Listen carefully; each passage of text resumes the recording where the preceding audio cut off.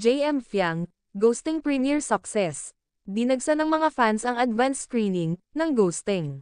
Spotted, ang soul sister ni Fiang Smith na si Colette Madelo para sumuporta kina JM and Fiang.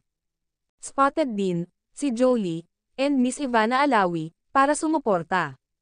Grabe ang feedback after nila ito mapanood. Pinuri talaga ang acting era ni Fiang Smith dito. At syempre, ganun din sa acting era ni JM Ibarra.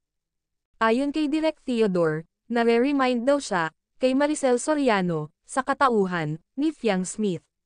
Sa facial expression pa lang ni na JM and Fiang Smith sa kanilang mga eksena ay sobrang galing talaga. Tama ang sinabi ng mga netizens na para na siyang matagal na sa industry na umaarte. Galit at tuwa ni Direk dahil sa sobrang successful ang Ghosting. Dahil na din yan sa galing ng mga cast ng Ghosting. Very sure na patok ito sa manonood. Sa laki ng fandom ng JM Fiang, milyon-milyong views na naman ito basta nakasama si Fiang Smith. Ganyan na talaga kasikat si Fiang. Hindi na yan may kakaila pa.